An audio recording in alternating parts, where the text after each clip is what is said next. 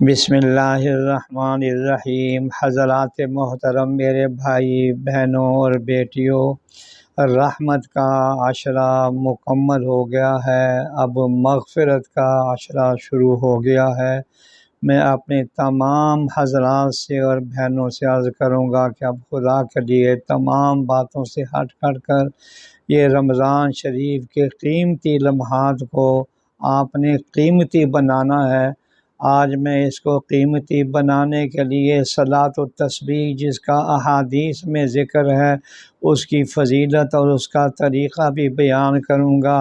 یہ صلاۃ و تسبیح کی نماز نفل نمازوں میں بہت عظیم الشان نماز ہے، جس کی بڑی فضیلت اور بڑا ثواب ہے۔ قربان جائیں جناب رسول اللہ صلی اللہ علیہ وسلم کے کہ آپ نے اپنے چچا حضرت عباس رضی اللہ تعالیٰ عنہ کو یہ نماز سکھائی تھی اور فرمایا تھا کہ اس کے پڑھنے سے تمہارے تمام گناہ، اگلے پچھلے، نئے پرانے، چھوٹے بڑے،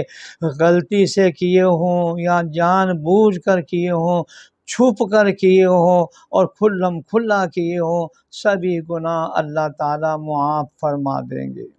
لیکن یہ ذہن میں رہے کہ حقوق العباد کا تعلق اس سے نہیں ہے۔ حقوق العباد کی ادائیگی ہر حال میں ہر مسلمان کو کرنی ہے، اس کے لیے ضرور فکر کریں۔ اور فرمایا رسول اللہ صلی اللہ علیہ وسلم نے کہ اگر ہو سکے تو یہ نماز روزانہ پڑھ لیا کرو،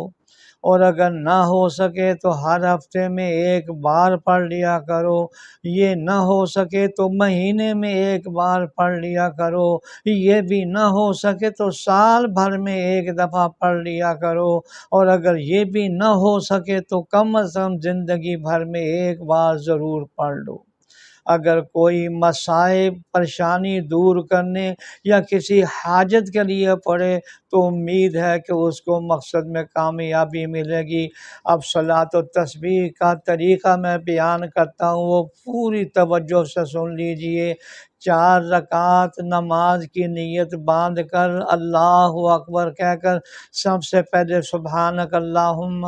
پھر اعوذ باللہ، پھر بسم اللہ، اور اس کے بعد قرات کے بعد رکوع سے پہلے، رکوع میں جانے سے پہلے کھڑے کھڑے 15 مرتبہ سبحان اللہ والحمد للہ ولا الہ الا اللہ واللہ اکبر، یہ پڑھنا ہے کھڑے کھڑے۔ اس کے بعد رکوع میں جانا ہے، اور رکوع میں پھر یہ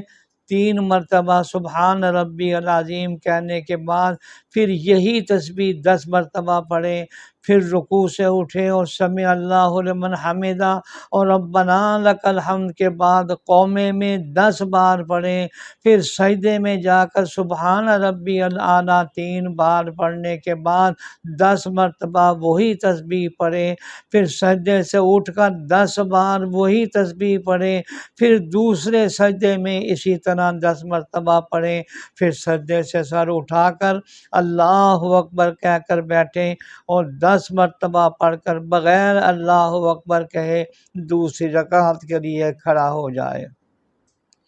تو اس طرح ایک رکعت میں 75 مرتبہ ہوگے، اور اسی طرح دوسری رکعت پڑھ کر جب اتحیات کے لیے بیٹھیں تو اولاً 10 مرتبہ، پھر اتحیات پڑھیں، اسی طرح چاروں رکعتیں پوری کر لیا کریں۔ یہ کل 300 مرتبہ تسبیحات ہوں گی، اور کتنی بڑے فضائل ہیں۔ غور سے اس کو بار بار سنیں اور کوشش کریں کہ رمضان کے اندر ضرور اس پر عمل ہو جائے۔ اللہ جل شانہ ہم سب کو توفیق عطا فرمائے۔